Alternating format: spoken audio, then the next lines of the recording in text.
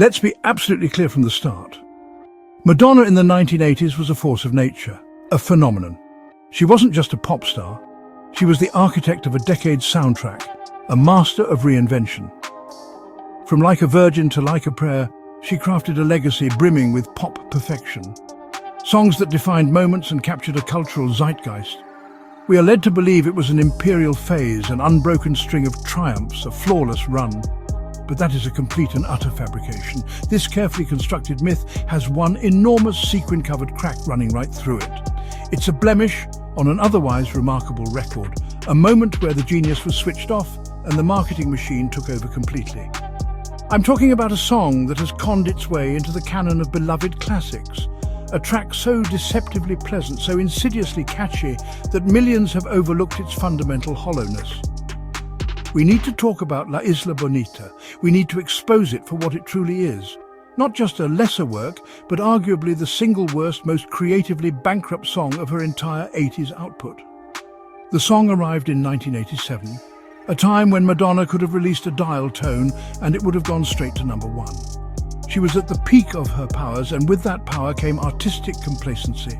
La Isla Bonita was the moment the formula became painfully obvious. Not innovation or genuine cultural curiosity, but a lazy, superficial pastiche. Pop music as a package holiday brochure, glossy, inviting, and utterly devoid of substance or soul. So, as we stand here today, on this humid morning of September 28th, 2025, forget the nostalgia, forget the soft-focused music video, and the sing-along chorus drilled into our collective consciousness for decades. We are going to put this song on trial. We will dissect it piece by piece and reveal the uncomfortable truth hiding in plain sight. The Queen may have had an incredible reign, but every monarch has missteps.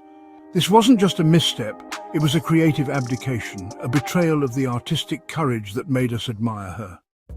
To truly understand the song's profound failure, you have to be here, in a place like this. I'm standing in San Pedro on Ambergris Cay in Belize. This is the fabled town the song claims to dream about. The air here is thick with salt and humidity, a tangible presence you can feel on your skin. The sunrise this morning wasn't gentle. It was a fierce, molten gold spill across the Caribbean, so bright it almost hurt to look at. The streets aren't paved for a music video, they're packed sand, grooved with the tracks of golf carts and indented with the footprints of locals who've walked them for generations. The song paints a sanitized paradise. Tropical island breeze, all of nature wild and free. It's a description you'd find on the back of a cheap air freshener, but the reality of San Pedro is infinitely more complex, more gritty, and far more beautiful. It's the sound of the barrier reef roaring in the distance, a constant, powerful whisper. The vibrant, chaotic energy of fishermen hauling in their catch, voices sharp and real, not breathy, ethereal sighs of a pop song. It's the smell of diesel from the water taxis mixing with the sweet, smoky aroma of fresh snapper grilling over charcoal. Madonna's island is a fantasy, a backdrop. The real San Pedro is a living, breathing character. Look around. The wooden houses, painted in defiant turquoise, lime green and hot pink, are peeling under the relentless sun. Stray dogs, confident and wiry, navigate with a sense of ownership. Children laugh and shout in Creole and Spanish, their energy a stark contrast to the song's lazy, somnambulant rhythm. This isn't a place of siestas and passive dreaming. It's a place of work, of life, of struggle, and of an incredibly resilient and joyful community. The song's greatest sin is its reductionism. It takes a place with history, a pulse, flaws, and texture, and flattens it into a caricature. It's the musical equivalent of an all-inclusive resort that walls you off from the actual country you're visiting. Her beautiful island is a sterile environment for tourists who want the idea of the exotic without any challenging reality. It's an insult not just to San Pedro, but to every real, vibrant and complex location, bulldozed by lazy pop culture clichés. The song isn't about this place, it's about a fantasy of this place. And there's a world of difference between the two. Now, let's talk about the music itself, the sonic wallpaper. From the very first notes, La Isla Bonita announces its superficiality with a clanging lack of subtlety.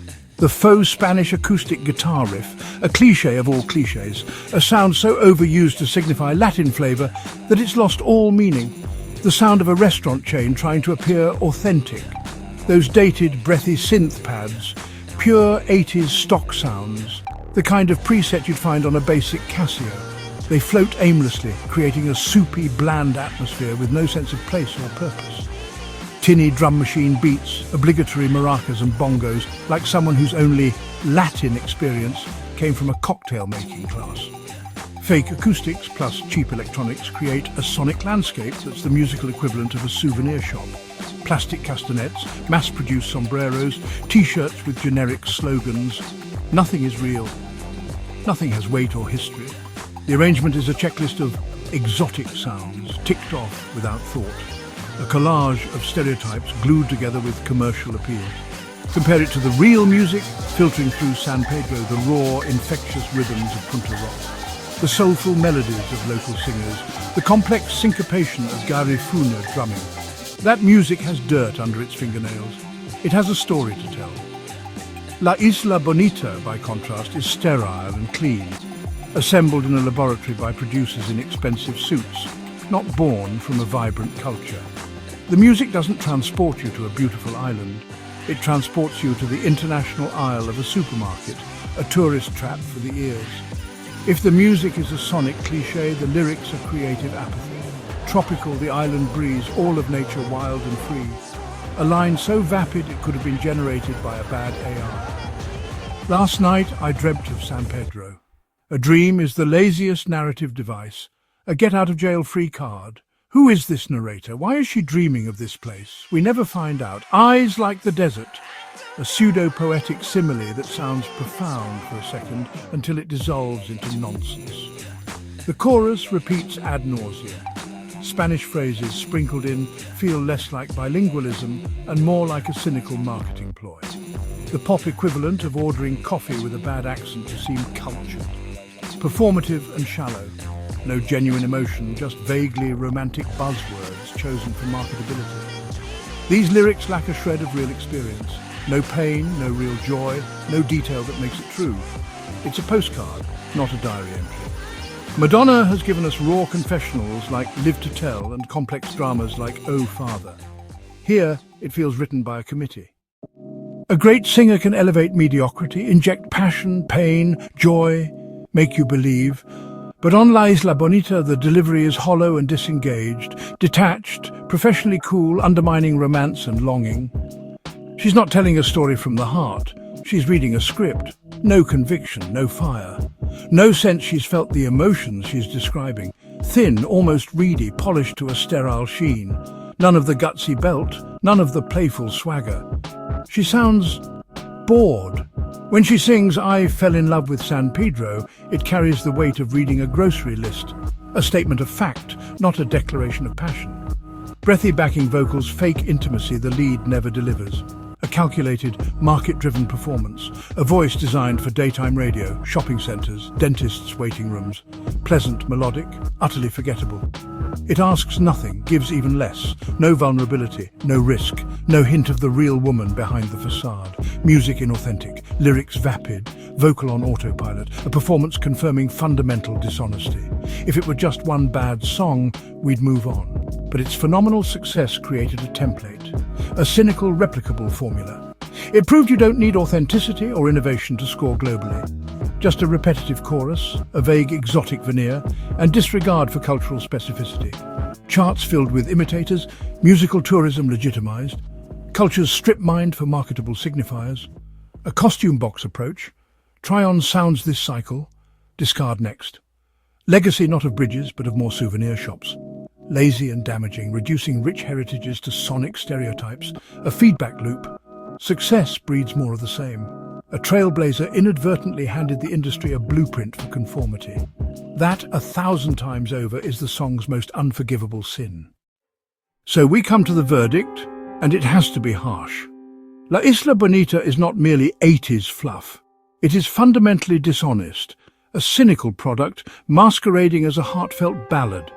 A song that damaged pop's integrity, representing everything that goes wrong when commerce eclipses art. Music, cheap stereotypes, a sonic caricature with no depth. Lyrics, vapid clichés, meaningless phrases, a postcard from a place the writer never inhabited. Vocal, disengaged and passionless, a job done, not a story told, a perfect storm of creative bankruptcy. I know this is unpopular, millions love this song, it's wrapped in nostalgia, but we must separate affection from clear-eyed assessment. Sometimes the things we love are objectively not very good, and La Isla Bonita is not very good. In fact, it's dreadful, a blight on an otherwise magnificent decade for Madonna. My criticism is not of Madonna's genius, it's of this one monumental misstep, a moment when the machine won. This song is the ghost in her machine, lazy, cynical, a lie. And it's a lie we've been buying for far too long. What's the point of all this? Because we deserve better, and we should demand better, cultivate critical honesty, move beyond passive consumption, learn to tell genuine art from well-marketed product, recognize the hollowness of La Isla Bonita, and you can more fully appreciate the raw power of live to tell and the genius of express yourself. True appreciation requires contrast. Listen again, not with the ears of nostalgia, but with the ears of a critic. Hear the plastic percussion, read the empty lyrics, feel the disengaged vocal, then seek out the real thing, the music of Belize, of Cuba, of Colombia. Read poets who've lived these cultures, go beyond the tropical lie for the complicated, messy, and infinitely more beautiful truth. Your taste will be richer for it. Great art connects us to something real. It tells a truth, personal or universal. La Isla Bonita does the opposite. It disconnects us and sells a fantasy, cheapening artist and audience. Here in San Pedro, where the air is real and the sounds are true, the lie feels more profound than ever. It's time to turn it off. It's time to wake up from the dream. It's time, frankly, to expect more. Thank you.